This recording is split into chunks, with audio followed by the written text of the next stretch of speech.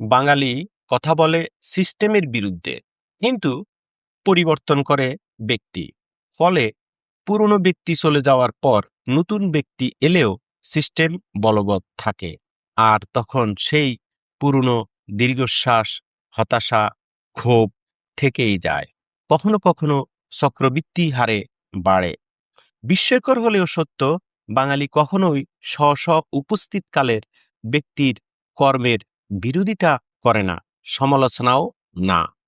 সব কালেই উপস্থিতকালের ব্যক্তির প্রভাব প্রতিপত্তির পূজা করে আর কথা বলে সিস্টেমের বিরুদ্ধে।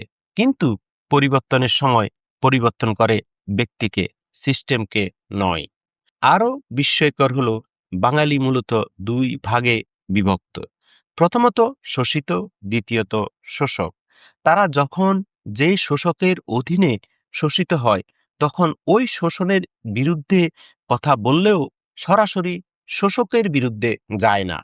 কিন্তু পরিবর্তন করার সুযোগ পেলে শোষণতন্ত্রের পরিবর্তন করে না, পরিবর্তন করে শোষকের। ফলে নতুন শোষক এসে শোষণ আরও বাড়িয়ে দেয়। যেমন ঘুষ। এই ঘুষ হলো একটি সিস্টেমের নাম। বাঙালি যখন ঘুষের অত্যাচারে জর্জরিত থাকে তখন সভা সেমিনারে এই সিস্টেমের বিরুদ্ধে খুব চড়া গলায় কথা বলে।